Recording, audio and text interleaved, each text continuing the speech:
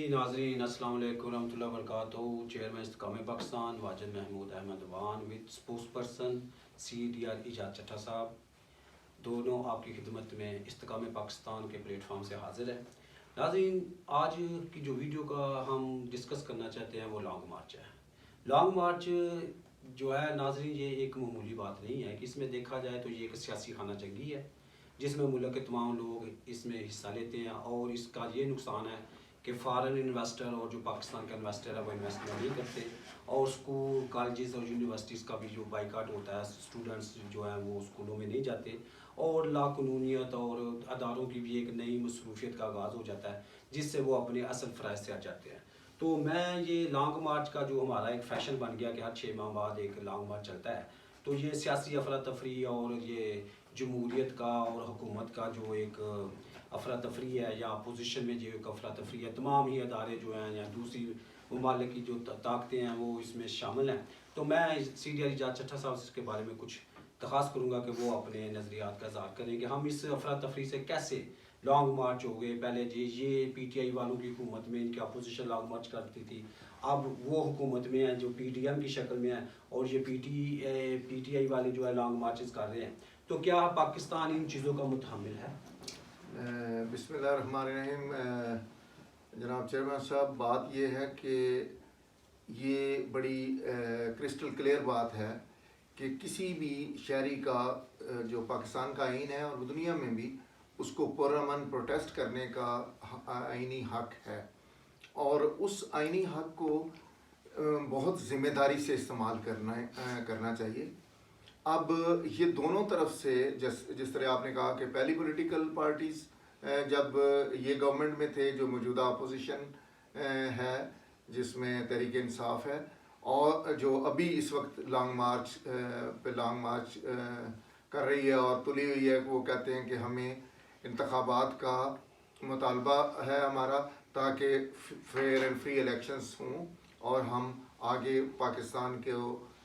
जो भी elected government हो वो आगे लेके चले। तो इसमें बात यह है कि इंसाफ का तकाजा ये होता है कि दुनिया में कोई भी आप कोई जो बड़े फैसले करते हैं वो होते अल्टीमेटली नेगोशिएशन टेबल पे बैठ के। जंगें होती हैं, जिस तरह आपने कहा, सियासी अफरा तफरी होती हैं, मूवमेंट्स होती हैं, उन सब के बाद आखिरकार आपको टेबल पे बैठ के बात करके ही जो है वो मसाइल का हल निकालना पड़ता है। तो किसी भी मुल्क की समाजी और मुआशी जो स्टेबिलिटी होती है या तरक्की के लिए, ये पॉलिटिकल स्टेबिलिटी बहुत ज़रूरी है और अमन व अमान ज़रूरी है। अगर रोड्स पे ये कैफियत इस तरह की सिविल नाफरमानी जैसी सूरत हाल हो, या लॉ एंड ऑर्डर का प्रॉब्लम हो, या ये पता ही नहीं हो कि ये गवर्नमेंट कितनी देर है, तो इस तरह जिस तरह ये जो इन्वेस्टर्स होते हैं ये परिंदों की तरह होते हैं। जैसे वो खौफ को, अगर आपने कभी देखा हो तो किसी जगह पे अगर फायर हो या कोई इस तरह की साउंड निकले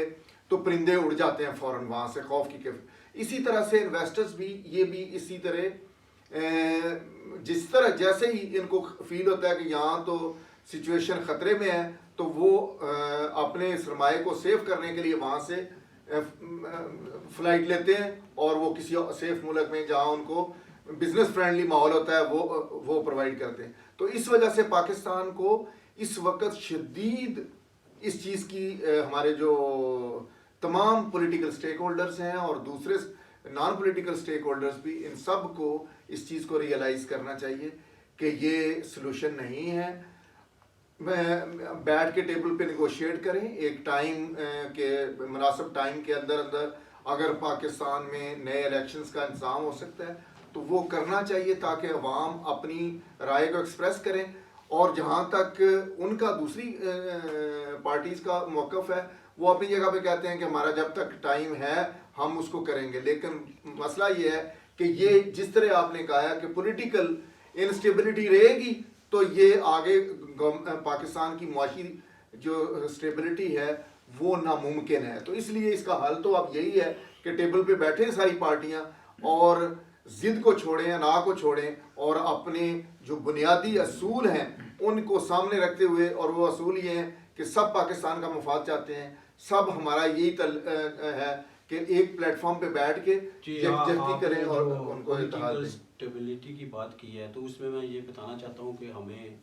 ایک بہت بڑے بحران میں دھکیلنے کی کوشش کی گئی ہے کہ اگر عمران خان صاحب کو خدا نخواستہ کوئی نقصان ہو جاتا